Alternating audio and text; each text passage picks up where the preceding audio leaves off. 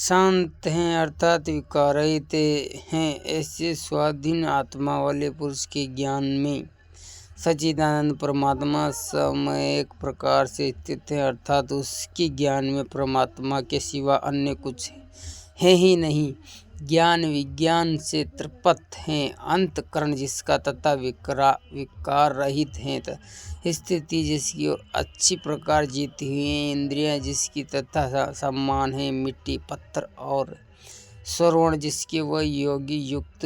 अर्थात भगवत की प्राप्ति वाला है। ऐसा कहा जाता है जो पुरुष सुहृद मित्र वैरी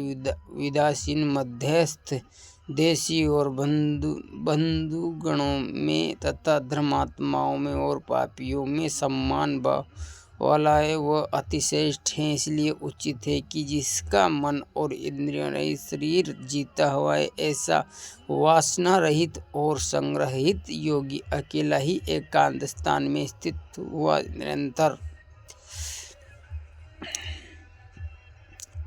आत्मा को परमेश्वर ध्यान में लगावे। शुद्ध भूमि में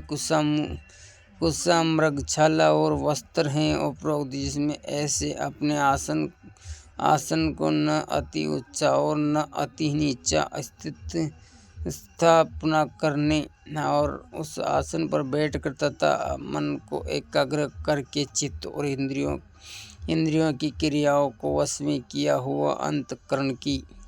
शुद्धि के लिए योग का अभ्यास करे। उसकी विधि इस प्रकार है कि काया सिर और ग्रीवा को सम्मान और अचल धारण किए हुए दृढ़ होकर अपनी नासिका के अग्रभाग को देखकर अन्य दिशाओं को न देखता हुआ और ब्रह्मचर्य के व्रत में स्थित रहता हुआ भय रहित तथा अच्छी प्रकार शांत अंतःकरण वाला और सावधान होकर मन को वश में